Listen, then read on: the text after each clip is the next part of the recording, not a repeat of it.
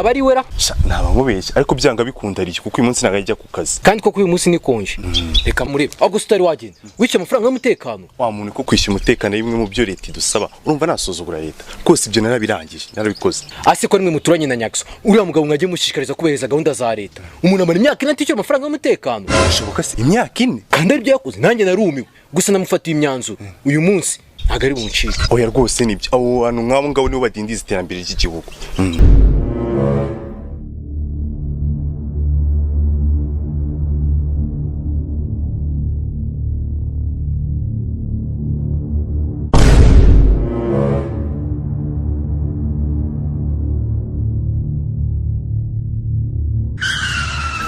Ivan rero ubu tugeze muri cyagiye ngaruka kwezi twatangiye imyaka inishize maze papa turahamara amasanga ye hano tuza bakura muntu wishyuza avuye hano papa ndashaka kunyara akosa Ivan uwo bikigurye mu gihe cy'ibyago ntabwo nakubwiye mu matariki ya nyuma y'ukwezi ujye uhora witeguye wanyaye ku buryo umuntu wishyuza naza tuta twinjira mu tukikingira nta gusohoka papa nanjye birantunguye n'ukuri sinabishakaga ntabwo uri busohoke uko byamera kose ako papa nta kibazo ntekereje ubundi buryo utekereza nk'ijeri kamereo upatate dusesha isi papa se twatatuyoza uriya mugabo amaze kugenda kisigiza zibaho impano kuva muri Turukiya ngo inyaremo warasaze ese papa wowe nijoro n'ugiye inyaramo nubwo mama atabizi Ivan ukuri gusebya umugabo sha iri joro ntiyabyutse saa kumujya kuyoza se nta mugabo unyara mu isoro risha ahubwo shaka ubundi buryo ibintu byakurwamo papa ndakunyaraho kandi okay bakoresha igihe kingana iki uri kunyara iminota ine ibyo kuba wishyuza yaba yamfashe byo ntitubigarukeho ahubwo nawe mfungiye ku sitasiyo ya RIB iminota ine se ufite uruhago nk'urw'inka baho basi 3 akosa Ivan usigaye unywa icyayi hano mu gitondo ukahita ujya no kukinywa mu baturanyi igikombe kimwe cy'icyayi wanyweye nicyo ugiye kunyara iminota 3 erega papa narimo n'iminota yo gufunga ipantaro maze kunyara uyifunga se urabona ninde ukeneye kurunguruka uwo mwaka wawe ninde ukeneye kurunguruka uwo mwaka wawe urasohoka nta pantaro wambaye winjiye nta niyo wambaye kunyara amasegonda 10 abaza uyarenze ntabwo uri umwana wanjye papa siko nagahinja kayarenza ntabwo ugiye kuzinyara ugiye kugabanya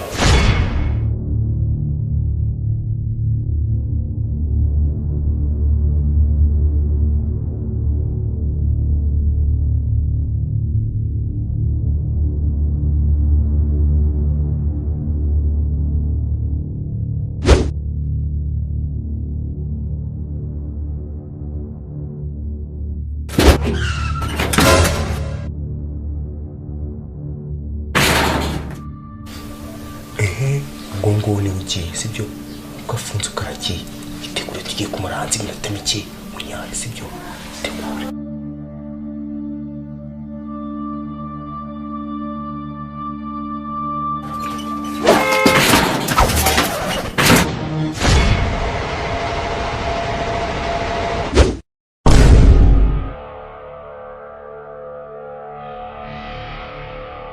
shamwana we ibintu hano wanze byakaze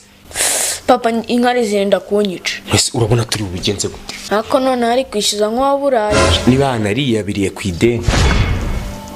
ako no kwicara tukamutegereza rwose nta kwitwa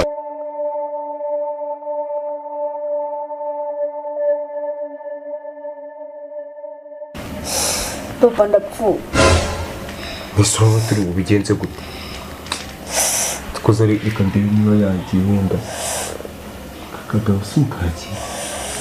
kanse muri kanse ari mbizi katamara amasaha 5 yose yicaye